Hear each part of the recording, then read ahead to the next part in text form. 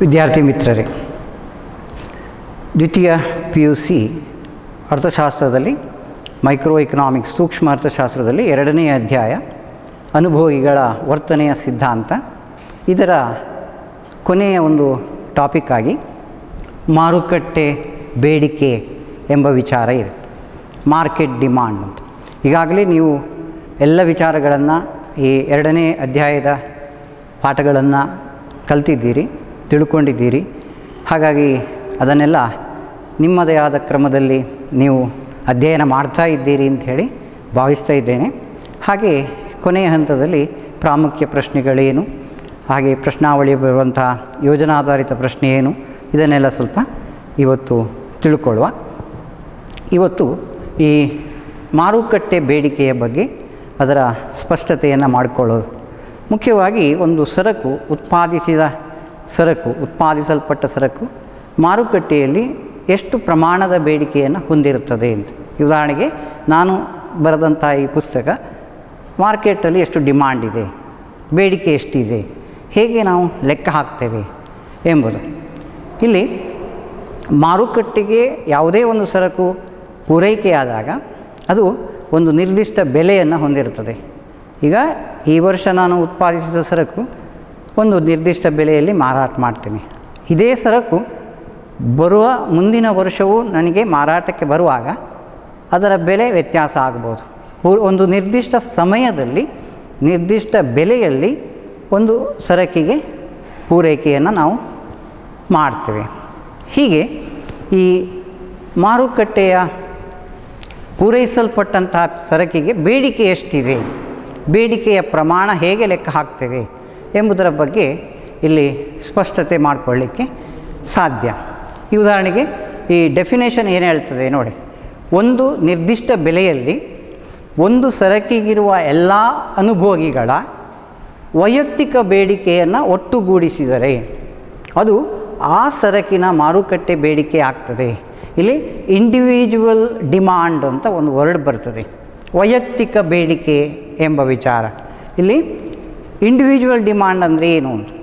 ಈಗ for example ಒಂದು ಪುಸ್ತಕಕ್ಕೆ ಎ ಕಾಲೇಜಿನಿಂದ ಒಂದು ಬೇಡಿಕೆ ಇದೆ, ಎ ಕಾಲೇಜಿನಿಂದ ಒಂದು ಸಂಖ್ಯೆಯ ಬೇಡಿಕೆ ಇದೆ, ಬಿ ಕಾಲೇಜಿನಿಂದ ಒಂದು ಸಂಖ್ಯೆಯ ಬೇಡಿಕೆ ಇದೆ, ಸಿ ಕಾಲೇಜಿಗೆ ಬೇಡಿಕೆ ಇದೆ. ಈಗ ಫಾರ್ ಎಕ್ಸಾಂಪಲ್ ಎ ಕಾಲೇಜ್ 50 ಪುಸ್ತಕ ಡಿಮಾಂಡ್ ಮಾಡ್ತದೆ, ಬಿ ಕಾಲೇಜ್ 150 ಪುಸ್ತಕ ಡಿಮಾಂಡ್ ಮಾಡ್ತದೆ, ಸಿ ಕಾಲೇಜ್ 200 ಪುಸ್ತಕ ಅಥವಾ 250 ಪುಸ್ತಕವನ್ನು ಡಿಮಾಂಡ್ ಮಾಡ್ತದೆ. ಹೀಗೆ ಯಾವ ಸಂಸ್ಥೆ ಅಥವಾ ಯಾವ ವ್ಯಕ್ತಿ ಒಂದು ಇಂಡಿವಿಜುವಲ್ ಘಟಕ ಅಂತ ನಾವೇನು ಕರಿತೇವೆ, ಒಂದು ವೈಯಕ್ತಿಕ ಘಟಕ ಅಂತ ಏನು ಕರಿತೇವೆ, ಅದರ ಬೇಡಿಕೆಯನ್ನು ನಾವು ವೈಯಕ್ತಿಕ ಬೇಡಿಕೆಗಳು ಅಂತ ಹೇಳ್ತೇವೆ. ಈಗ ನೋಡಿ, ಎ ಬಿ ಸಿಗಳೇನಾಗ್ತವೆ, ವೈಯಕ್ತಿಕ ಬೇಡಿಕೆಗಳಾಗ್ತವೆ. ವೈಯಕ್ತಿಕ ಬೇಡಿಕೆಗಳನ್ನು ಒಟ್ಟುಗೂಡಿಸಿದರೆ ಅದು ಆ ಸರಕಿನ ಮಾರುಕಟ್ಟೆ ಬೇಡಿಕೆ ಎನಿಸಿಕೊಳ್ತದೆ. ದಟ್ ಈಸ್ ಕಾಲ್ಡ್ ದ ಏನು ಟೋಟಲ್ ಮಾರ್ಕೆಟ್ ಡಿಮಾಂಡ್ ಅಂತ. ಈಗ ಇಲ್ಲಿ ನನ್ನ ಪುಸ್ತಕಕ್ಕೆ ಈ ಸಲ ಬಂದಂಥ ಬೇಡಿಕೆ ಏನಿದೆ ಅದು ಈಗ 150, 200, 400. ಈಗ ಟೋಟಲ್ ಡಿಮಾಂಡ್ ಎಷ್ಟು, ಮಾರ್ಕೆಟ್ ಡಿಮಾಂಡ್ ಎಷ್ಟು, 400 ಬುಕ್ಸ್ ಡಿಮಾಂಡ್ ಇದೆ. ಇದಕ್ಕೊಂದು ನಿರ್ದಿಷ್ಟ ಬೆಲೆ ಇದೆ, ನಿರ್ದಿಷ್ಟ ಬೆಲೆಯಲ್ಲಿ ಕಂಡುಕೊಂಡಂಥ ಒಂದು ಬೇಡಿಕೆಯ ವಿಚಾರ ಇದೆ. ಹಾಗಾಗಿ ಈಗ ನಿಮಗೆ ಇದರ ಬಗ್ಗೆ ಸ್ಪಷ್ಟತೆ ಸಿಕ್ಕಿತು. ಒಟ್ಟು ಬೇಡಿಕೆಯನ್ನು ಹೇಗೆ ಲೆಕ್ಕ ಹಾಕ್ತೇವೆ? ಒಂದು ನಿರ್ದಿಷ್ಟ ಬೆಲೆಯಲ್ಲಿ ಒಂದು ಸರಕಿಗಿರುವ ಎಲ್ಲ ಅನುಭೋಗಿಗಳ ವೈಯಕ್ತಿಕ ಬೇಡಿಕೆ, ಕನ್ಸ್ಯೂಮರ್ಸ್ ಡಿಮಾಂಡ್ ಏನಿದೆ, ಇಂಡಿವಿಜುವಲ್ ಡಿಮಾಂಡ್ ಏನಿದೆ, ಅದನ್ನು ನಾವು ಏನು ಮಾಡಬೇಕು, ಒಟ್ಟುಗೂಡಿಸಬೇಕು. Sum of all the individual demand ಅಂತ ಅರ್ಥ. ಅದು ಏನಾಗ್ತದೆ, ಆ ಸರಕಿನ ಬೇಡಿಕೆ ಆಗ್ತದೆ, ಟೋಟಲ್ ಡಿಮಾಂಡ್ ಆಗ್ತದೆ, ಮಾರ್ಕೆಟ್ ಡಿಮಾಂಡ್ ಅಂತ ಹೇಳ್ತೇವೆ. ಇದ್ರ ಮೇಲೆ ಒಂದು ಮೇನ್ ಕ್ವಶನ್ ಇದೆ, 4 ಮಾರ್ಕ್ಸ್ ಇದು. ಈ ದ್ವಿತೀಯ ಅಧ್ಯಾಯ ಏನಿದೆ ಅದು ಭಾಳ ಪ್ರಾಮುಖ್ಯವಾದಂಥ ಪರೀಕ್ಷಾ ದೃಷ್ಟಿಯಲ್ಲಿ. ನಮಗೆ ನೀವು ಬ್ಲೂ ಪ್ರಿಂಟ್ ನೀಲನಕ್ಷೆಯನ್ನು ನೋಡಿದರೆ ಪ್ರತಿ ಚಾಪ್ಟ್ರಿಗೆ ಎಷ್ಟು ಅಂಕಗಳ ವೆಯ್ಟೇಜ್ ಕೊಟ್ಟಿದ್ದಾರೆ ಅಂತ ಸಿಗ್ತದೆ. ಆ ಬ್ಲೂ ಪ್ರಿಂಟ್ನಲ್ಲಿ 2ನೇ ಅಧ್ಯಾಯಕ್ಕೆ ಬಹಳಷ್ಟು ಪ್ರಾಮುಖ್ಯತೆ ಇದೆ. ನೀವು 2ನೇ ಅಧ್ಯಾಯವನ್ನು ಸರಿಯಾಗಿ ಅರ್ಥ ಮಾಡಿಕೊಂಡ್ರೆ ಮ್ಯಾಕ್ಸಿಮಮ್ ನಿಮಗೆ ಅದರಲ್ಲಿ 10ರಿಂದ 18 ಮಾರ್ಕ್ಸಿನಷ್ಟು ತೆಕ್ಕೊಳ್ಳಿಕ್ಕಾಗ್ತದೆ. ಆ ನೀಲನಕ್ಷೆಯ ಅಂಕಗಳ ಬಗ್ಗೆ ನಾನು ನೆಕ್ಸ್ಟ್ ಹೇಳ್ತೇನೆ. ಹೀಗೆ ಈ ಮಾರುಕಟ್ಟೆ ಬೇಡಿಕೆ ಅಂದರೆ ಏನು ಅಂತ ನಾವು ತಿಳ್ಕೊಂಡೆವು. ಹಾಗೆ ಆ ಮಾರುಕಟ್ಟೆಯ ಬೇಡಿಕೆಯನ್ನು ಅರ್ಥೈಸಿಕೊಳ್ಳುವುದರಲ್ಲಿ ರೇಖಾತ್ಮಕ ನಕ್ಷೆಯ ಮೂಲಕ ವಿವರಣೆ ಕೊಡಬೇಕು. ಹಾಗೆ ಒಟ್ಟು ಬೇಡಿಕೆಯನ್ನು ನಾವು ಹೇಗೆ ಲೆಕ್ಕಾಚಾರ ಮಾಡ್ತೇವೆ ಎಂಬ ವಿಧಾನ ಇದೆ, ಅದನ್ನು ತಿಳ್ಕೊಳ್ಬೇಕು. ಹಾಗೆ ಈಗ ವೈಯಕ್ತಿಕ ಬೇಡಿಕೆಯ ಬಗ್ಗೆ ಅರ್ಥ ಮಾಡಿಕೊಂಡ್ರೆ, ಈಗ ಒಂದು ಬೆಲೆ, ಈಗ ಈ ಪಟ್ಟಿ ಏನು ತೋರಿಸ್ತದೆ, ಸರಕಿನ ಬೆಲೆಯನ್ನು ಹೇಳ್ತದೆ. ಹಾಗೆ ಇದು ಒಂದು ವೈಯಕ್ತಿಕ ಬೇಡಿಕೆ, ಇದು ಇನ್ನೊಂದು ವೈಯಕ್ತಿಕ ಬೇಡಿಕೆ. ಇಲ್ಲಿಗ 2 ವೈಯಕ್ತಿಕ ಬೇಡಿಕೆಗಳ ವಿಚಾರವನ್ನು ಹೇಳ್ತದೆ. ಒಂದು ಸರಕಿನ ಬೆಲೆಯೊಂದಿಗೆ 2 ವೈಯಕ್ತಿಕ ಸರಕುಗಳ ಬೇಡಿಕೆಯನ್ನು ಹೇಗೆ ಲೆಕ್ಕ ಹಾಕ್ತೇವೆ ಅಂತ ಒಂದು ಎಕ್ಸಾಂಪಲ್ ಇದೆ. ಈಗ ನಾನು ಹೇಳಿದ ಹಾಗೆ, ಈಗ ಸರಕಿಗೆ 1 ರೂಪಾಯಿ ಇದ್ದಾಗ ಇದು ಬೆಲೆಗಳನ್ನು ಸೂಚಿಸ್ತದೆ.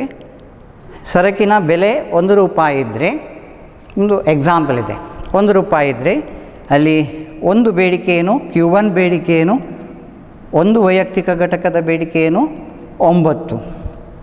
9ರಷ್ಟಿದೆ. ಹಾಗೆ ಇನ್ನೊಂದು ಸಂಸ್ಥೆ ಅಥವಾ ಇನ್ನೊಂದು ಏನು ಇಂಡಿವಿಜುವಲ್ ಡಿಮಾಂಡ್ ಏನಿದೆ ಅದು 24. ಹಾಗೆ ಈ ಬೆಲೆಯಲ್ಲಿ ಒಂದು ನಿರ್ದಿಷ್ಟ ಬೆಲೆಯಲ್ಲಿ ಮಾರುಕಟ್ಟೆಯಲ್ಲಿ ಕಂಡುಕೊಂಡ ಬೇಡಿಕೆ ಏನಿದೆ 33.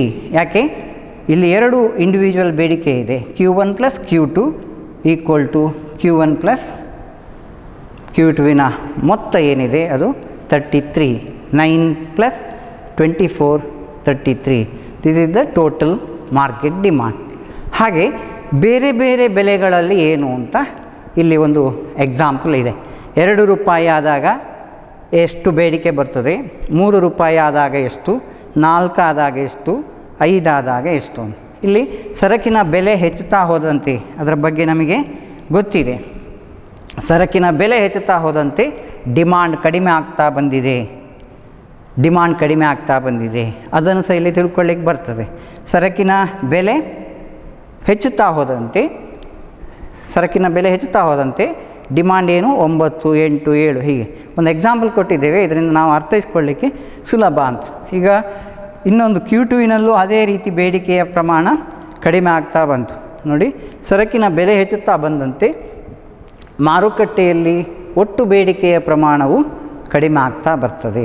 ಇಷ್ಟು ವಿಚಾರ ನಾವು ವೈಯಕ್ತಿಕ ಬೇಡಿಕೆಯಲ್ಲಿ ಒಂದು ಸರಕಿಗೆ ಅನ್ವಯಿಸಿ ನಾವು ಕಂಡುಕೊಂಡೆವು. ಇನ್ನು ನೀವು ಗ್ರಾಫ್ ಮೂಲಕ ವಿವರಿಸುವಾಗ ಅಥವಾ ಈಗ ವೈಯಕ್ತಿಕ ಬೇಡಿಕೆಯನ್ನು ನಾವು ಹೇಗೆ ಸರಳ ರೇಖಾ ಸಮೀಕರಣದ ವ್ಯವಸ್ಥೆಯಡಿಯಲ್ಲಿ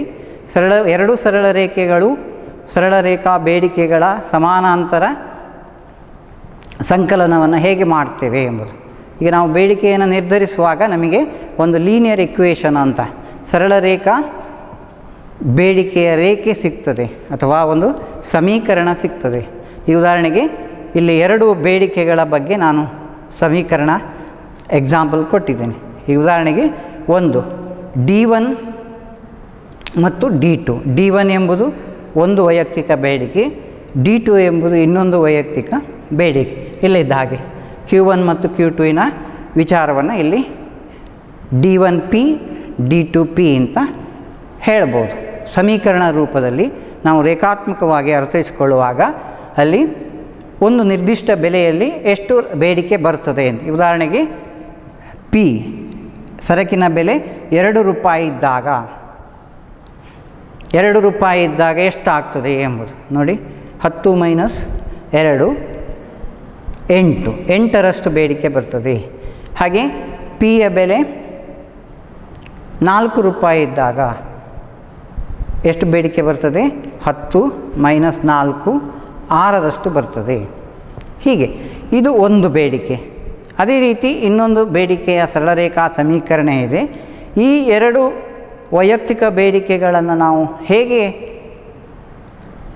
ಮಾರುಕಟ್ಟೆಯ ಬೇಡಿಕೆಗೆ ಪರಿವರ್ತನೆ ಮಾಡ್ತೇವೆ ಅಂದರೆ ಅದನ್ನು ಸಮಾನಾಂತರ ಸಂಕಲನ ವಿಧಾನದಲ್ಲಿ ಒಟ್ಟು ಮಾಡ್ತೇವೆ. ಈಗ ಒಟ್ಟುಗೂಡಿಸುವ ವಿಧಾನಕ್ಕೆ, ಎರಡು ವೈಯಕ್ತಿಕ ಬೇಡಿಕೆಗಳ ರೇಖೆಗಳನ್ನು ಒಟ್ಟುಗೂಡಿಸುವ ವಿಧಾನಕ್ಕೆ ಗಣಿತಾತ್ಮಕವಾಗಿ ನಾವು ಅದನ್ನು ಹೊರಿಜಾಂಟಲ್ ಸಮ್ಮೇಷನ್ ಅಂತ ಕರೆಯೋದು.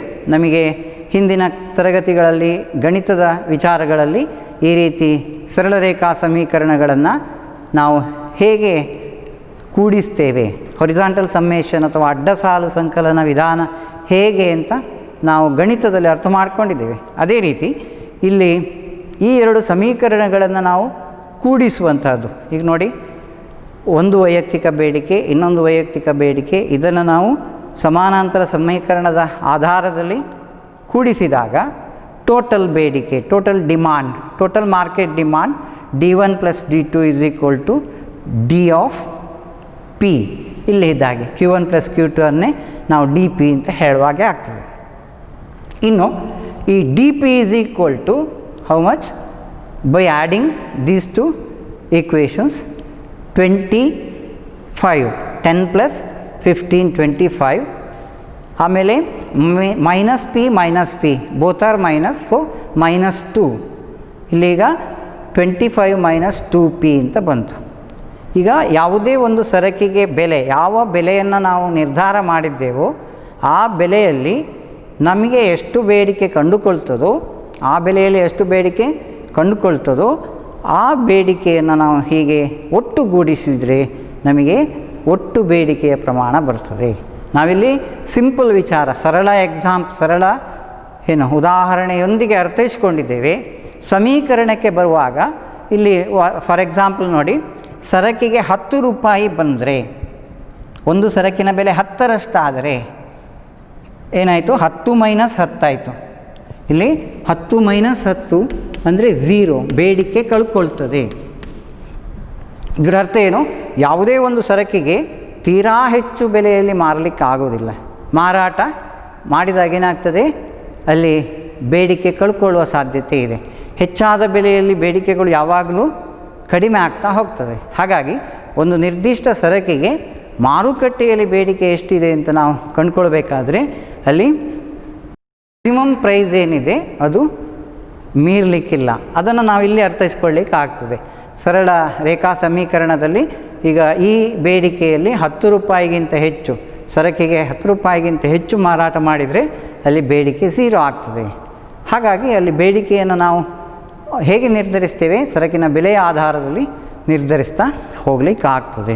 ಹೀಗೆ ಈ ಎರಡು ಸರಳ ರೇಖಾ ಬೇಡಿಕೆಯ ರೇಖೆಗಳನ್ನು ಹೇಗೆ ಒಟ್ಟುಗೂಡಿಸ್ತೇವೆ, ಆ ಒಟ್ಟುಗೂಡಿಸುವ ವೈಯಕ್ತಿಕ ಮಾರುಕಟ್ಟೆಯ ಬೇಡಿಕೆಯನ್ನು ಕಂಡುಹಿಡಿಯುವಲ್ಲಿ ವೈಯಕ್ತಿಕ ಬೇಡಿಕೆಯನ್ನು ಒಟ್ಟುಗೂಡಿಸುವ ವಿಧಾನಕ್ಕೆ ಹೊರಿಜಾಂಟಲ್ ಸಮ್ಮೇಷನ್ ಅಥವಾ ಸಮಾನಾಂತರ ಸಂಕಲನ ವಿಧಾನ ಅಂತ ಹೇಳ್ತೇವೆ. ಇದೆಲ್ಲ 1 ಮಾರ್ಕ್ಸಿಗೆ ಕ್ವಶನ್ ಇದೆ. ಈಗ ನಮಗೆ ಸ್ಪಷ್ಟ ಆಯಿತು ಮಾರುಕಟ್ಟೆ ಬೇಡಿಕೆ ಅಂದರೆ ಏನು, ಅದರ ಡೆಫಿನೇಷನ್, ಹಾಗೆ ಟೋಟಲ್ ಮಾರ್ಕೆಟನ್ನು ಹೇಗೆ ಲೆಕ್ಕ ಹಾಕ್ತೇವೆ, ಡಿಮಾಂಡನ್ನು ಹೇಗೆ ಲೆಕ್ಕ ಹಾಕ್ತೇವೆ, ಹಾಗೆ ರೇಖಾ ಸಮೀಕರಣದ ಆಧಾರದಲ್ಲಿ ಹೇಗೆ ಅರ್ಥೈಸ್ಕೊಳ್ತೇವೆ ಎಂಬುದು ಗೊತ್ತಾಯಿತು. ಇನ್ನು ಒಂದು ಎಕ್ಸಾಂಪಲ್ ಕೊಟ್ಟು ರೇಖಾ ನಕ್ಷೆಯ ಮೂಲಕ ಮಾರುಕಟ್ಟೆ ಬೇಡಿಕೆಯನ್ನು ವಿವರಿಸಿ ಅಂತ ಒಂದು 4 ಮಾರ್ಕ್ಸಿನ ಪ್ರಶ್ನೆ ಇದೆ. 4 ಮಾರ್ಕ್ಸಿನ ಪ್ರಶ್ನೆಯಲ್ಲಿ ಡೆಫಿನೇಷನ್ ಹೇಳಬೇಕು. ಡೆಫಿನೇಷನ್ ಹೇಳಿದ ಮೇಲೆ ಒಟ್ಟು ವೈಯಕ್ತಿಕ ಬೇಡಿಕೆಯನ್ನು ಹೇಗೆ, ಯಾವ ವಿಧಾನದಲ್ಲಿ ನಾವು ಕಂಡುಹಿಡಿತೇವೆ ಎಂಬ ಎಕ್ಸಾಂಪಲ್ ಕೊಡಬೇಕು. ಅದಾದ ಮೇಲೆ ಗ್ರಾಫನ್ನು ಹೇಳಬೇಕು. ಗ್ರಾಫಲ್ಲಿ ನೋಡಿ, ಇದು ಒಂದು ಬೇಡಿಕೆ, ವೈಯಕ್ತಿಕ ಬೇಡಿಕೆ. ಈ ಫಾರ್ ಎಕ್ಸಾಂಪಲ್ ಇದು ಎ ಬೇಡಿಕೆ ಅಂತ ಹೇಳುವ, ಇದು ಬಿ ಬೇಡಿಕೆ ಅಂತ ಹೇಳುವ. ಇಲ್ಲೀಗ 2 ಮಾರುಕಟ್ಟೆ ವೈಯಕ್ತಿಕ ಬೇಡಿಕೆಗಳಿವೆ. ಮಾರುಕಟ್ಟೆಯಲ್ಲಿ 2 ಜನ ಇದ್ದಾರೆ. ಈಗ ನನ್ನ ಪುಸ್ತಕ ತೆಗೆದುಕೊಳ್ಳೋರು 2 ಕಾಲೇಜ್ ಇದೆ, ಇದರ ಅರ್ಥ ಎ ಮತ್ತು ಬಿ ಅಂತ ಹೇಳೋದು. ಇಲ್ಲಿ ಎಕ್ಸಾಂಪಲ್ ಏನು ಕೊಟ್ಟಿದ್ದಾರೆ ಅಂತ ಹೇಳಿದ್ರೆ 2 ಬೆಲೆಗಳನ್ನು ಎಕ್ಸಾಂಪಲ್ ಕೊಟ್ಟಿದ್ದಾರೆ. P1 ಮತ್ತು P ಕ್ಯಾಪ್, P ಡ್ಯಾಶ್ ಮತ್ತು P ಕ್ಯಾಪ್, 2 ಬೆಲೆಗಳಲ್ಲಿ 2 ಬೇಡಿಕೆಯ ಪ್ರಮಾಣಗಳು ಎಷ್ಟು ಅಂತ ಕೊಟ್ಟಿದ್ದಾರೆ. ಈಗ ನಾನಿಲ್ಲಿ ಏನು ಕೊಟ್ಟಿದ್ದೇನೆ? 5 ಬೆಲೆಗಳನ್ನು ಕೊಟ್ಟಿದ್ದೇನೆ. ಇದಲ್ಲ, ಅಲ್ಲಿ ಗ್ರಾಫಲ್ಲಿ ನಾವು ಹೇಳುವಾಗ ಏನು ಪುನಃ ಸಂಕೀರ್ಣತೆ ಬರ್ತದೆ, ಅದು ಏನು ಕ್ಲಿಷ್ಟ ಆಗ್ತದೆ, ಅರ್ಥ ಮಾಡಿಕೊಳ್ಳಿಕ್ಕೆ ಕಷ್ಟ ಆಗ್ತದೆ. ಕ್ಲಿಷ್ಟಕರ ವಿಧಾನಕ್ಕೆ ಅನ್ವಯಿಸದೆ ನಾವೇನು ಮಾಡಿದ್ವಿ, ಎರಡೂ ಬೆಲೆಗಳಲ್ಲಿ ವ್ಯತ್ಯಾಸವಾದಾಗ ಪಿ ಡ್ಯಾಶ್ ಮತ್ತು ಪಿ ಕ್ಯಾಪಿನಲ್ಲಿ ಎಷ್ಟು ಡಿಮಾಂಡ್ ಇದೆ ಅಂತ ಒಂದು. ಈಗ ಎ ವೈಯಕ್ತಿಕ ಬೇಡಿಕೆಯಲ್ಲಿ ಒಂದು ಸರಕಿಗೆ 2 ಬೆಲೆಗಳನ್ನು ನಿರ್ಧಾರ ಮಾಡಿದರೆ P1 ಬೆಲೆಯಲ್ಲಿ Q1 ಡ್ಯಾಶಿನಷ್ಟು ಬೇಡಿಕೆ ಇದೆ, ಪಿ ಕ್ಯಾಪ್ ಬೆಲೆಯಲ್ಲಿ Q1 ಕ್ಯಾಪ್ನಷ್ಟು ಬೇಡಿಕೆ ಇದೆ. ಅರ್ಥ ಆಯಿತಾ ನಿಮಗೆ? ಇಲ್ಲಿ ಬೆಲೆ ಮತ್ತು ಪ್ರಮಾಣಗಳನ್ನು ಎಕ್ಸ್ ಮತ್ತು ವೈ ಅಕ್ಷದಲ್ಲಿ ನಿರ್ಧಾರ ಮಾಡಿದ್ದೇವೆ. ಹಾಗೆ 2 ಬೆಲೆಗಳನ್ನು ಪರಿಗಣಿಸಿದ್ದೇವೆ. 2 ಬೆಲೆಗಳ 2 ಬೇಡಿಕೆಗಳು ಒಂದು ವೈಯಕ್ತಿಕ ಘಟಕದಲ್ಲಿದೆ ಎ. ಅದೇ ರೀತಿಯಲ್ಲಿ ಬಿ ವೈಯಕ್ತಿಕ ಘಟಕದಲ್ಲಿ 2 ಬೆಲೆಗಳಿಗೆ ಎಷ್ಟು ಬೇಡಿಕೆ ಇದೆ. ಈಗ ನಾನು ಹಿಂದೆ ಹೇಳಿದ ಹಾಗೆ ಒಂದು ಸಂಸ್ಥೆ ನನ್ನ ಪುಸ್ತಕಗಳನ್ನು ಎಲ್ಲವೂ ಒಂದೇ ರೀತಿ ಬೇಡಿಕೆಯನ್ನು ಮಂಡಿಸಬೇಕು ಅಂತೇನೂ ಇಲ್ಲ. ವೈಯಕ್ತಿಕ ಬೇಡಿಕೆಗಳು ಬೇರೆ ಬೇರೆ ಆಗಿರ್ತದೆ. ಹಾಗಾಗಿ ಎಯ ಒಂದು ವೈಯಕ್ತಿಕ ಇಂಡಿವಿಜುವಲ್ ಡಿಮಾಂಡ್ ಇದೆ, ಹಾಗೆ ಬಿಯ ಒಂದು ಬೇಡಿಕೆಯನ್ನು ಹೇಳ್ತೇವೆ. ವೈಯಕ್ತಿಕ ಬೇಡಿಕೆಗಳು ಎ ಮತ್ತು ಬಿ. P1 ಬೆಲೆಯಲ್ಲಿ ಎಷ್ಟು, ಪಿ ಕ್ಯಾಪ್ ಬೆಲೆಯಲ್ಲಿ ಎಷ್ಟು ಬೇಡಿಕೆ ಇದೆ ಎಂಬುದನ್ನು ಹೇಳ್ತದೆ. ನೋಡಿ, Q1 ಪಿ ಡ್ಯಾಶಿಗೆ Q2 ಬೇಡಿಕೆ ಇದೆ, ಹಾಗೆ ಪಿ ಕ್ಯಾಪಿಗೆ Q2 ಕ್ಯಾಪ್ ಬೇಡಿಕೆ ಇದೆ. ಇದೀಗ ಎಯ ಒಂದು ಪ್ರಮಾಣ Q1 ಅಂತ ಹೇಳಿದ ಹಾಗೆ ಇದು Q2, ಇದೇನಾಗ್ತದೆ Q2, ಇದೇನಾಗ್ತದೆ Q1, Q2. ಈಗ ಎ ಮತ್ತು ಬಿಗಳ ಒಟ್ಟು ಬೇಡಿಕೆಯನ್ನು ನಾವು ಗ್ರಾಫಲ್ಲಿ ಹೇಳಿದಾಗ ನೋಡಿ, ಎ ಮತ್ತು ಬಿಗಳನ್ನು ಒಟ್ಟು ಕೂಡಿಸಿದರೆ ಎಷ್ಟು, 33. ಈಗ ಇಲ್ಲಿಗೆ ಏನಿದೆ 33 ಅಂತ ನಾವು ಏನಿಗೆ ಹೇಳ್ತೇವೆ, ಅದೇ ರೀತಿ Q1 ಮತ್ತು Q2 ಕೂಡಿಸ್ತೇವೆ. ನೋಡಿ, Q1 Q2, ಇದರ Q1 ಮತ್ತು ಇಲ್ಲಿಯ Q1 2. ನೋಡಿ, Q'1 ಇದು Q'1 ಮತ್ತು Q'2, Q'1 ಮತ್ತು Q'2 ಇದರ ಮೊತ್ತ ಇಲ್ಲಿ ಬರ್ತದೆ ಎಷ್ಟು ಅಂತ. ಹಾಗೆ ಪಿ ಡ್ಯಾಶ್ ಯಾವುದು, ಪಿ ಕ್ಯಾಪಿಗೆ ತಂದಾಗ ಪಿ ಕ್ಯಾಪಿಗೆ ಸಂಬಂಧಪಟ್ಟೇನಿದೆ Q1 cap plus Q2 cap, ಇದರ ಒಟ್ಟು ಮೊತ್ತದ ಗ್ರಾಫ್ ಏನಿದೆ ಅದು, ಅಂದರೆ ಈ ಗ್ರಾಫ್ ಅಲ್ಲಿ ಬರ್ತದೆ. ಈಗ ಪ್ರತಿಯೊಂದು Q1 graph, Q2 graph, Q1 plus Q2, ಹಾಗೆ 3 ಗ್ರಾಫ್ಗಳ ಮೂಲಕ ವಿವರಿಸಲಿಕ್ಕೆ ಸಾಧ್ಯ ಆದರೆ ಆಯಿತು. ಅಲ್ಲಿ ಏನಿಲ್ಲ, ಎಕ್ಸ್ ಮತ್ತು ವೈ ಅಕ್ಷದಲ್ಲಿ ಏನು ಬೆಲೆಗಳನ್ನು ತೆಗೆದುಕೊಳ್ತೇವೆ, ಹಾಗೆ ಒಂದು ಗ್ರಾಫ್ ಏನು ಹೇಳ್ತದೆ, ಎಯ ಇಂಡಿವಿಜುವಲ್ ಬೇಡಿಕೆ ಹೇಳ್ತದೆ, ಇನ್ನೊಂದು ಬಿಯ ಇಂಡಿವಿಜುವಲ್ ಬೇಡಿಕೆ ಹೇಳ್ತದೆ. ಈ 2 ಬೇಡಿಕೆಗಳನ್ನು ಒಟ್ಟುಗೂಡಿಸಿದಾಗ ದೊರೆಯುವ ಒಟ್ಟು ಪ್ರಮಾಣದ ರೇಖಾನಕ್ಷೆ ಏನಿದೆ ಅದು ಮುಂದಿನ 3ನೇ ಗ್ರಾಫಲ್ಲಿ ಕಾಣ್ತದೆ. ಹೀಗೆ ಸ್ವಲ್ಪ ವಿವರಣೆ ಕೊಟ್ಟು ಗ್ರಾಫನ್ನು ನೀವು ಸ್ಪಷ್ಟತೆ ಮಾಡಿಕೊಳ್ಳಬೇಕು. ಇಲ್ಲಿ ನಾನು ಎಕ್ಸಾಂಪಲ್ ಕೊಟ್ಟಿದ್ದೇನೆ, ಇದರ ಆಧಾರದಲ್ಲಿ ಅರ್ಥೈಸಿಕೊಳ್ಳಿಕ್ಕೆ ಸುಲಭ ಆಗ್ತದೆ. ಹಾಗೆ ಆ ಗ್ರಾಫಿನ ಆಧಾರದಲ್ಲಿ 2 ವಾಕ್ಯಗಳನ್ನು ಬರೆದ್ರೆ ಅಲ್ಲಿ ಒಟ್ಟು ಬೇಡಿಕೆಯನ್ನು ನಾವು ಗ್ರಾಫಿನ ಮೂಲಕ ಹೇಗೆ ವ್ಯಕ್ತಪಡಿಸ್ಬೋದು, ಗ್ರಾಫಿನಲ್ಲಿ ಈ ಹೊರಿಸಾಂಟಲ್ ಸಮ್ಮೇಷನ್ನ ಪ್ರಕಾರ ನಮಗೆ ಅಲ್ಲಿ 2 ಗ್ರಾಫುಗಳನ್ನು ಒಟ್ಟುಗೂಡಿಸಿದಾಗ ದೊರೆಯುವ ಯಾವುದು ಮಾರುಕಟ್ಟೆ ಬೇಡಿಕೆಯ ಗ್ರಾಫ್ ಏನು ಅಂತ, ಇದು ನಮಗೆ ಮಾರ್ಕೆಟ್ ಡಿಮಾಂಡ್ ಗ್ರಾಫ್ ಆಗ್ತದೆ. ಕೊನೆಯದು ಮಾರ್ಕೆಟ್ ಡಿಮಾಂಡ್ ಗ್ರಾಫ್. ಹೀಗೆ ನಾವು ಮಾರುಕಟ್ಟೆ ಬೇಡಿಕೆಯ ಬಗ್ಗೆ ಅರ್ಥೈಸಿಕೊಂಡೆವು. ದ್ವಿತೀಯ ಅಧ್ಯಾಯದಲ್ಲಿ ಯೋಜನಾಧಾರಿತ ಪ್ರಶ್ನೆ ಒಂದಿದೆ, ಬಹಳ ಪ್ರಾಮುಖ್ಯವಾದಂಥ ಪ್ರಶ್ನೆ ಇದೆ, ಬಹಳ ಸುಲಭವಾಗಿಯೂ ಇದೆ. 5 ಅಂಕಗಳ ಈ ಪ್ರಶ್ನೆಗೆ ನಾವು ಹೇಗೆ ಉತ್ತರವನ್ನು ಕಂಡುಕೊಳ್ಳಬಹುದು ಎಂಬುದು. ಇಲ್ಲಿ ಕಾರ್ಯಭಾರ ಮತ್ತು ನಿಯೋಜನಾಧಾರಿತ ಪ್ರಶ್ನೆ ಅಂತ ಹೇಳ್ತೇವೆ. ಇಲ್ಲಿ ಅಸೈನ್ಮೆಂಟ್ ಮತ್ತು ಪ್ರಾಜೆಕ್ಟ್ ಓರಿಯೆಂಟೆಡ್ ಕ್ವಶನ್ ಅಂತ ಇದನ್ನು ಕರಿತೀವಿ. ಇದು 5 ಅಂಕಗಳು ಕ್ವಶನ್ ಪೇಪರ್ನ ಕೊನೆಗಿದೆ. ಇಲ್ಲಿ ನಾವು ನೀಲನಕ್ಷೆಯನ್ನು ಗಮನಿಸ್ತಾ ಬಂದ ಹಾಗೆ ಸಾಮಾನ್ಯವಾಗಿ ಈ 2ನೇ ಅಧ್ಯಾಯದಲ್ಲಿ ನಮಗೆ ಒಟ್ಟು 20 ಅಂಕಗಳು ಸಿಗ್ತದೆ. ಸರಿಯಾಗಿ ಓದಿದರೆ 20 ಅಂಕಗಳು 2ನೇ ಅಧ್ಯಾಯದ ಮೇಲೆ ಸಿಗ್ತದೆ. ಹಾಗಾಗಿ ನಮ್ಮ ಪರೀಕ್ಷಾ ದೃಷ್ಟಿಯಲ್ಲೂ ಈ ಸೆಕೆಂಡ್ ಚಾಪ್ಟರ್ ಏನಿದೆ, ಅನುಭೋಗಿಗಳ ವರ್ತನೆಯ ಸಿದ್ಧಾಂತ ಏನಿದೆ, ಅದು ಬಹಳ ಪ್ರಾಮುಖ್ಯ ಇದೆ. ನಮಗೆ 20 ಅಂಕಗಳು ನಮಗೆ ಪೂರ್ಣವಾಗಿ ತಗೊಳ್ಳಿಕ್ಕೆ ಸಾಧ್ಯ ಇದೆ. ಹಾಗೆ ಈ 20 ಅಂಕಗಳ ಪ್ರಶ್ನೆಗಳು ನೀಲನಕ್ಷೆಯಲ್ಲಿ ನಾವು ಹೇಗೆ ಗುರುತಿಸ್ತೇವೆ ಅಂತ ಹೇಳಿದ್ರೆ, 1 ಮಾರ್ಕ್ಸಿದು ಒಂದು ಪ್ರಶ್ನೆ ಇದೆ. ಹಾಗೆ 2 ಮಾರ್ಕ್ಸಿದು ಒಟ್ಟು 2 ಪ್ರಶ್ನೆ ಇದೆ, ಅಂದರೆ 2 + 2. ಆಮೇಲೆ 4 ಅಂಕಗಳ ಪ್ರಶ್ನೆ ಒಂದಿದೆ. ಇನ್ನು 6 ಮಾರ್ಕ್ಸಿನ ಪ್ರಶ್ನೆ ಒಂದಿದೆ.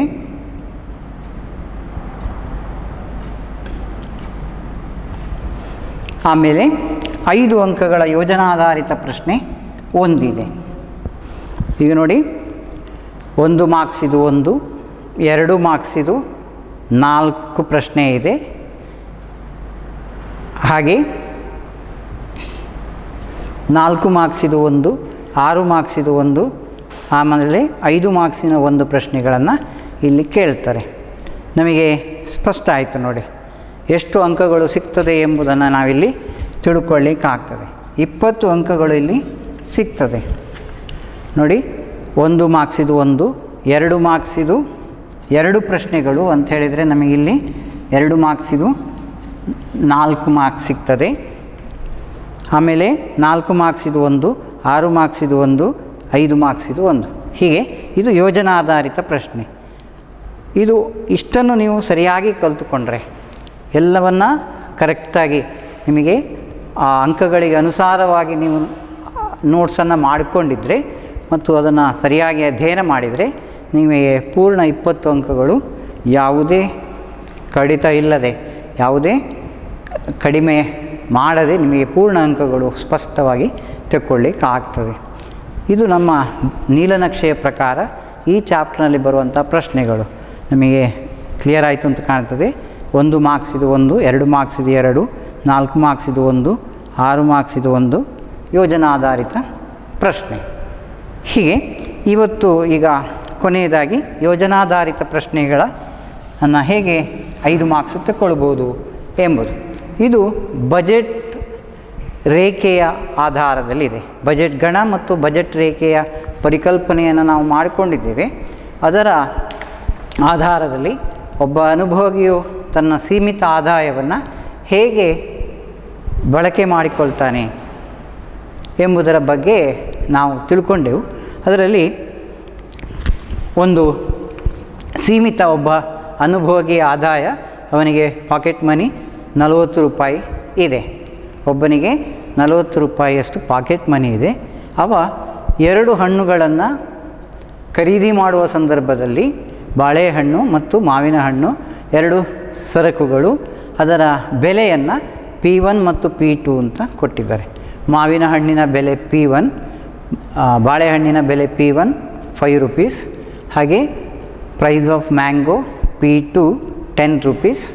ನೆಕ್ಸ್ಟು ಇನ್ಕಮ್, ಮನಿ ಇನ್ಕಮ್ ಅಂತ ಹೇಳ್ತೇವೆ, ಎಮ್ಮಿಗೆ ಆದಾಯ ಅಂತ ಹೇಳ್ತೇವೆ. ಮನಿ ಇನ್ಕಮ್ 40 ರೂಪೀಸ್ ಇದೆ. ಹೀಗೆ ಇರುವಂಥ ಒಂದು ಎಕ್ಸಾಂಪಲಲ್ಲಿ ಏನು ಕೇಳ್ತಾರೆ, 5 ಪ್ರಶ್ನೆಗಳಿವೆ. ಈಗ ಒಬ್ಬ ಅನುಭೋಗಿಯು 2 ಸರಕುಗಳನ್ನು ಅನುಭೋಗಿಸಲು ಬಯಸುತ್ತಾಳೆ. ಬಾಳೆಹಣ್ಣಿನ ಬೆಲೆ 5 ರೂಪಾಯಿ ಮತ್ತು ಮಾವಿನ ಹಣ್ಣಿನ ಬೆಲೆ 10 ರೂಪಾಯಿ ಆಗಿದ್ದು ಅನುಭೋಗಿಯ ಆದಾಯ 40 ರೂಪಾಯಿ ಆಗಿದೆ. ಹಾಗಾದರೆ ಈ ಕೆಳಗಿನ 5 ಅಂಶಗಳನ್ನು ಉತ್ತರಿಸಿ ಅಂತ ಪ್ರಶ್ನೆ ಇದೆ. ಅದರಲ್ಲಿ ಒಂದು, ಅನುಭೋಗಿಯು ತನ್ನ ಸಂಪೂರ್ಣ ಆದಾಯವನ್ನು ಖರ್ಚು ಮಾಡಿ ಎಷ್ಟು ಪ್ರಮಾಣದ ಬಾಳೆಹಣ್ಣನ್ನು ಅನುಭೋಗಿಸಬಹುದು. ಈಗ ಫಸ್ಟ್ ಕ್ವಶನ್ ಏನಿದೆ ಅಲ್ಲಿ, ತನ್ನ ಆದಾಯವನ್ನು ಪೂರ್ತಿ ಖರ್ಚು ಮಾಡಿ ಎಷ್ಟು ಬಾಳೆಹಣ್ಣನ್ನು ಪಡೀತಾನೆ. ಹಾಗಾದರೆ ಫಸ್ಟ್ ಕ್ವಶನ್ ಏನಿದೆ, ಬಾಳೆಹಣ್ಣುಗಳ ಸಂಖ್ಯೆ ಎಷ್ಟು ಅಂತ ಆನ್ಸರ್ ಮಾಡಿದರೆ ಆಯಿತು. ಅಂದರೆ 40 ರೂಪಾಯಿಗೆ ಅವ ಪೂರ್ತಿ ಬಾಳೆಹಣ್ಣುಗಳನ್ನು ಮಾತ್ರ ತೆಗೆದುಕೊಳ್ಳಬೇಕು. ಹಾಗಾದರೆ ಎಷ್ಟು ಅಂತ ಈಗ ನೋಡಿ ಬಾಳೆಹಣ್ಣಿನ ಬೆಲೆ ಏನಿದೆ 5 ರೂಪಾಯಿ. 40 ರೂಪಾಯಿ ಅವು ಮಾವಿನ ಹಣ್ಣು ತೆಕ್ಕೊಳ್ಳೋದಿಲ್ಲ, ತನ್ನ ಆದಾಯವನ್ನು ಪೂರ್ತಿ ಬಳಕೆ ಮಾಡಿದರೆ ಒಟ್ಟು ಆದಾಯಕ್ಕೆ ನಾವು 5 ರೂಪಾಯಿಯನ್ನು ಭಾಗಿಸಿದರೆ ಎಷ್ಟು ಬರ್ತದೆ? ಅದು 8ರಷ್ಟು m/p1 ಅಂತ ಹೇಳ್ತೀವಿ. ಈಗ ನೋಡಿ ಇದನ್ನು ನಾವು ಹೇಗೆ ಅರ್ಥೈಸ್ಕೊಳ್ಬೋದು? m/p1 ಆದಾಯಕ್ಕೆ ಬೆಲೆಯಿಂದ ಭಾಗಿಸಿದರೆ ಇರುವಂಥ ಹಣ ಎಷ್ಟಿದೆ ಅದಕ್ಕೆ ಎಷ್ಟು ಸಿಗ್ತದೆ, ಒಂದಕ್ಕೆ ಎಷ್ಟು ಅಂತ ಗೊತ್ತಾದರೆ ಅದರಿಂದ ಭಾಗಿಸಿದರೆ ಸಿಗ್ತದೆ m/p1. ಈಗ ನಾವು ಗ್ರಾಫಲ್ಲಿ ಅರ್ಥ ಮಾಡ್ಕೊಳ್ಳೋದಾದರೆ ಇಲ್ಲಿ ಎಂಬುದು ನೋಡಿ ಬಾಳೆಹಣ್ಣಿನ ಸಂಖ್ಯೆ ಇದೆ, ಬಾಳೆಹಣ್ಣು x ಅಕ್ಷದಲ್ಲಿದೆ, m/p1ನ ಬೆಲೆ ಏನಿದೆ ಅದು x ಅಕ್ಷವನ್ನು ಎಲ್ಲಿ ಕಡಿತದೆ? Budget line. ಈಗ ನಾವು ಇದು ಬಜೆಟ್ ಲೈನ್ ಅಂತ ಹೇಳಿದ್ದೇವೆ. m ಆದಾಯಕ್ಕೆ ಪರಿಪೂರ್ಣಗೊಂಡಂಥ ಒಂದು ಬಜೆಟ್ ರೇಖೆ ಇದೆ. ಆ ಬಜೆಟ್ ರೇಖೆಯ x ಅಕ್ಷವನ್ನು ಎಲ್ಲಿ ಕಡಿತದೆ? ಅದು ಪೂರ್ಣ ಪ್ರಮಾಣದ ಒಂದು ಸರಕನ್ನು ಪಡಿತೇವೆ. ಇಲ್ಲಿಗ ಬಾಳೆಹಣ್ಣನ್ನು ಮಾತ್ರ ಪಡಿತೇವೆ ಅಂತ ಹೇಳಿದ್ರೆ ಪ್ರಾರಂಭದಲ್ಲಿ ಬಾಳೆಹಣ್ಣು x ಅಂತಿರ್ತದೆ. ನೆಕ್ಸ್ಟು y ಅಕ್ಷದ ಬೆಲೆ ಏನಿದೆ ಅದು 0. ಅರ್ಥ ಆಯಿತು? ಈಗ 8 ಬಾಳೆಹಣ್ಣು ಸಿಗ್ತದೆ. ಈಗ ನಮಗೆ 8 ಬಾಳೆಹಣ್ಣುಗಳಷ್ಟು ನಮಗೆ ಪಡೀಲಿಕ್ಕೆ ಸಾಧ್ಯ ಇದೆ 40 ರೂಪಾಯಿಗೆ. ಈಗ m=40 ಅಂತ ಕೊಟ್ಟಿದ್ದಾರೆ. ಸೊ ಇಲ್ಲಿ m=40.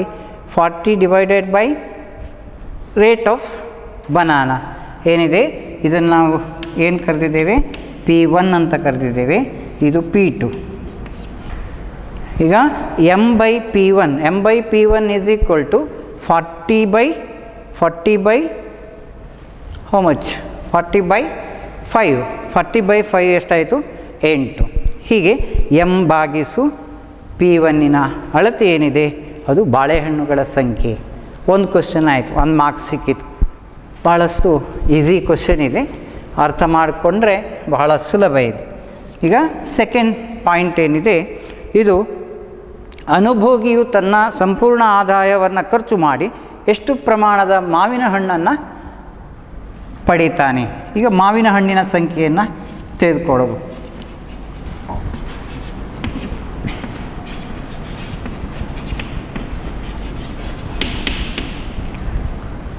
ಇದು ಒಂದನೇ ಪ್ರಶ್ನೆ ನಮಗೆ ಅರ್ಥ ಆದಮೇಲೆ ಭಾಳಷ್ಟು ಸುಲಭ, ನೀವೇ ಹೇಳಲಿಕ್ಕೆ ಆಗ್ತದೆ. ಈಗ ಎಷ್ಟು? ಮಾವಿನ ಹಣ್ಣಿನ ಬೆಲೆ 10 ರೂಪಾಯಿ, ನಮ್ಮ ಹತ್ರ ಆದಾಯ ಎಷ್ಟಿದೆ? 40 ರೂಪಾಯಿ ಇದೆ. So we get 4. ಕೌಂಟ್ ಎಷ್ಟು? 4. ಯಾವುದು? ಮಾವಿನ ಹಣ್ಣುಗಳ ಸಂಖ್ಯೆ 4. ಈಗ ಅಕಾರ್ಡಿಂಗ್ ಟು ಏನಿದೆ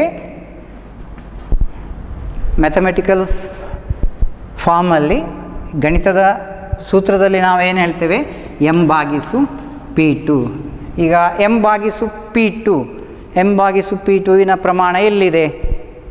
ಗ್ರಾಫ್ ಮೇಲೆ ಸಹ ನಾವು ಅರ್ಥ ಮಾಡಿಕೊಳ್ಳೋದಾದರೆ ನೋಡಿ, ಪೂರ್ಣ ಪ್ರಮಾಣದ ಮಾವಿನ ಹಣ್ಣನ್ನು ತೆಗೆದುಕೊಳ್ತಾನೆ. 40 ರೂಪಾಯಿಗೆ ಬಾಳೆಹಣ್ಣು ತೆಗೆದುಕೊಳ್ಳದೆ ಮಾವಿನ ಹಣ್ಣನ್ನು ಮಾತ್ರ ತೆಗೆದುಕೊಳ್ತಾನೆ. ಸೊ ಅಲ್ಲಿ ಏನಿದೆ? ವಯ್ಯ ಬೆಲೆ ಮಾತ್ರ ಇದೆ. ವಯ್ಯ ಬೆಲೆ ಯಾವಾಗಲೂ ಆಮೇಲೆ ಬರ್ತದೆ.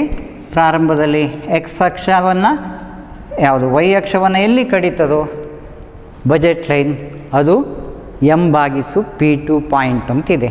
ಈಗ ನೋಡಿ 0, 4 ಇದು 0. x ಅಕ್ಷ 0 ಇದೆ, y ಅಕ್ಷದ ಬೆಲೆ ಏನಾಗ್ತದೆ? ಈಗ ಇದು 4. ಹಾಗೆ ಇದೇನು 8. 4 and 8 ಹೇಗೆ ಬರ್ತದೆ ಗ್ರಾಫಲ್ಲಿ ಅಂತ ತಿಳ್ಕೊಳ್ಳಿಕ್ಕಾಗ್ತದೆ. ನೋಡಿ m/p2 40 p ಯ ಬೆಲೆ 40 10 4 ಅಂತ ಬರ್ತದೆ. ಹೀಗೆ ಎರಡು ವಿಚಾರಗಳು ಬಹಳ ಸುಲಭ ಇದೆ. ಅಂದರೆ ಪೂರ್ಣ ಪ್ರಮಾಣದ ಒಂದೇ ಸರಕನ್ನು ತೆಗೆದುಕೊಳ್ಳುವಾಗ ಒಂದೇ ಸರಕನ್ನು ನಾವು ಅನುಭೋಗಿಸಿದರೆ ಹೇಗೆ ಅರ್ಥೈಸ್ಕೊಳ್ಳಿಕ್ಕೆ ಆಗ್ತದೆ ಎಂಬುದು. ಇನ್ನು ಮೂರನೇ ವಿಚಾರ ಏನಿದೆ, ಬಜೆಟ್ ರೇಖೆಯ ಇಳಿಜಾರು ಕೆಳಮುಖ ಅಥವಾ ಮೇಲ್ಮುಖವಾಗಿದೆಯೇ? ಬಜೆಟ್ ರೇಖೆಯ ಇಳಿಜಾರು ಏನಾಗಿದೆ ಎಂಬುದು ಅಲ್ಲಿ ನಾವು ಮೊದಲೇ ಅರ್ಥ ಮಾಡಿಕೊಂಡಿದೆ, ಯಾವಾಗಲೂ ಬಜೆಟ್ ರೇಖೆ ಇಳಿಮುಖವಾಗಿದೆ ಅಂತ ನಾವು ಅದನ್ನು ಬರೆದ್ರೆ ಆಯಿತು. ಮೇಲ್ಮುಖವಾಗಿದೆಯೋ ಕೆಳಮುಖವಾಗಿದೆಯೋ, ಇಳಿಜಾರು ಏನಾಗಿದೆ, ಅದು ಕೆಳಮುಖವಾಗಿದೆ. ನಾವು ಅದನ್ನು ಯಾವಾಗಲೂ ಹೀಗೆ ತೋರಿಸ್ತೇವೆ. ಸೊ ಅದು ನೆಗೆಟಿವ್ ಗ್ರಾಫ್ ಆಗಿರ್ತದೆ. ಅಲ್ಲಿ ಏನು, ಇಳಿಜಾರು ಕೆಳಮುಖವಾಗಿದೆ. ಬಜೆಟ್ ರೇಖೆಯ ಇಳಿಜಾರು ಸ್ಲೋಪ್ ಏನಿದೆ ಅದು ಕೆಳಮುಖವಾಗಿದೆ. ಇನ್ನು ಬಜೆಟ್ ರೇಖೆಯ ಮೇಲಿನ ಎಲ್ಲ ಸಂಯೋಜನೆಗಳು ಅನುಭೋಗಿ ಆದಾಯಕ್ಕೆ ಸಮನಾಗಿರುತ್ತವೆಯೋ ಅಥವಾ ಇಲ್ಲವೇ. ಈಗ ಮೂರನೇ ಪಾಯಿಂಟ್ಸ್ ಏನಿದೆ, ಇದು ಇಳಿಜಾರು, ಬಜೆಟ್ ರೇಖೆಯ ಇಳಿಜಾರು ಕೆಳಮುಖವಾಗಿದೆ. ಇಷ್ಟು ಬರೆದ್ರೆ ಆಯಿತು. ನಾಲ್ಕನೇದು, ಎಲ್ಲ ಬಜೆಟ್ ರೇಖೆಯ ಮೇಲಿನ ಎಲ್ಲ ಸಂಯೋಜನೆಗಳು ಅನುಭೋಗಿ ಆದಾಯಕ್ಕೆ ಸಮನಾಗಿದೆಯೇ. ಏನು ಹೇಳ್ತೇವೆ, ಸಮನಾಗಿದೆ, ಅನುಭೋಗಿ ಆದಾಯಕ್ಕೆ ಸಮನಾಗಿದೆ.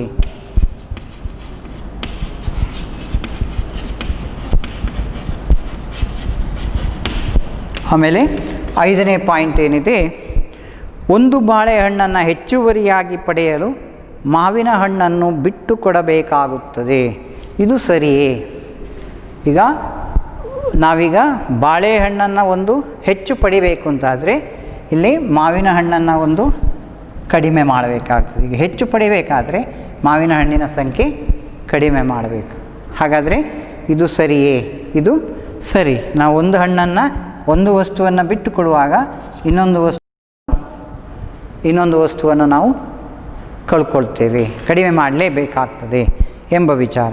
ಹೀಗೆ ಈ 5 ಪ್ರಶ್ನೆಗಳಿಗೆ ನೀವು ಉತ್ತರಿಸಿದರೆ ನಿಮಗೆ 5 ಅಂಕಗಳು ಸಿಗ್ತದೆ. ಬಹುಶಃ ಕ್ಲಿಯರ್ ಆಯಿತು ಅಂತ ಕಾಣ್ತದೆ. 5 ಮಾರ್ಕ್ಸ್ ಭಾಳ ಈಸಿಯಲ್ಲಿ ತಗೊಳ್ಳಿಕ್ಕಾಗ್ತದೆ. ಒಂದು ಕಂಪಲ್ಸರಿ ಯಾವಾಗಲೂ ಇದನ್ನೇ ಕೇಳ್ತಾರೆ. ಹಾಗಾಗಿ ಇದರ ಬಗ್ಗೆ ಹೆಚ್ಚು ಅರ್ಥ ಮಾಡಿಕೊಂಡು 5ಕ್ಕೆ 5 ಅಂಕಗಳು ಪೂರ್ಣ ಅಂಕಗಳನ್ನು ಪಡೀಲಿಕ್ಕೆ ಪ್ರಯತ್ನಿಸಿ. ಹಾಗೆ ಈ 2ನೇ ಅಧ್ಯಾಯ ಏನಿದೆ ಅದು ನಿಮಗೆ ಪರೀಕ್ಷಾ ದೃಷ್ಟಿಯಲ್ಲಿ ಬಹಳ ಉಪಯುಕ್ತವಾಗಿದೆ ಮತ್ತು ಹೆಚ್ಚು ಅಂಕಗಳನ್ನು ಪಡೆಯುವಲ್ಲಿ ಇದು ತುಂಬ ಸಹಕಾರಿ ಅಂತ ಹೇಳ್ತಾ ಇದ್ದೀನಿ.